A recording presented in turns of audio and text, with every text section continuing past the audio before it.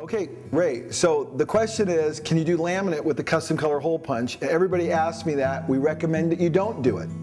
Here's the issues. Laminate's very rigid. PVC and veneer is very flexible. The problem is we've got this very high precision die in here. We've got this die right there, and behind that die is some material called Poinçon. And that acts as a natural rubber spring, and that material is very expensive, and it has a lot of elasticity and allows it to push it back out. Pushes back out. Thousands of times without fatiguing. That's why it's such special material. The problem is that laminate gets jammed up there and it can't get out. So the natural thing for a cabinet maker to do is to grab their utility knife and get in there and dig it out. Well, at that point, you've got two problems. You not only ruin the cap, but you're going to ruin the die, the sharpness of the die, and you really do not want to do that. So you can make a cap. There are some inherent problems, and this is how you can get around it when you're in a pinch. So the first thing— willing to try it? Absolutely. Yeah, we'll do it. Okay, there you go. There's your tape. So put your tape on the back, and we'll see what happens. Just imagine, we don't recommend it, but we do it anyway. Yeah. For sure. And we always want to make sure we're cutting on the top part of the surface. So in other words— So the color should be— Yeah, the color's up, because the blade, we want that crisp cut on the top. That's why we're doing it. You got it, you got it. And a lot of pressure, because this is not vertical grade. This is, you know, this is laminate grade. Laminate, excuse me, it's countertop grade, it's not vertical grade. So if you used a vertical grade, it'd even be easier because it'd be much thinner. So you can see how we cracked the laminate all up here, but if we look inside, the cap is actually in excellent shape.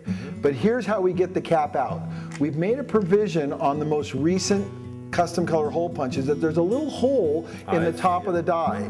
And I'll kind of look at this one, and Andrew can look at that while he's doing that. See these little holes we put in the top? The purpose of that hole is to take the Allen wrench or something that you have, and you literally have to hit it there on there. That hole right here? Yeah, that little— no, the holes are right there and there on each side, and that allows you— here, I'll show you right here. Your eyesights are worse than mine. Here we go. So you put it in there like that, and a little tap, and the cap comes out, and you can kind of see right here what happened. You see how the Allen screw came through there, and it poked through the Poinçon, but it won't hurt the Poinçon at all. And the cap has a little tiny nick in the top, which can be filled easily with a little black wax from that.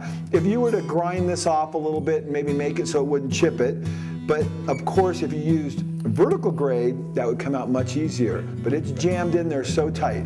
So there's your cap. You put it on there like that, and you've got a nice match, and it looks pretty good.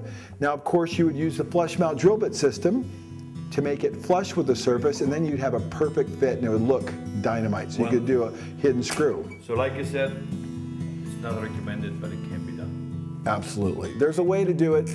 If I said to everybody, go ahead and do laminate with it, then my phone would ring off the hook saying, this is so difficult, I can't believe you tell me to do that. But you know, with good training, people could pull it off. And I could do it all day long, but I kind of know the system. But that's what we're out there doing, is doing good training. It's important to know that this is an option. Right. Obviously it's not recommended, but it's an option. Another thing I want to just go over for 1 second, Ray, as well, is the flush mount, or the flush mount drill bit system when you buy it separately.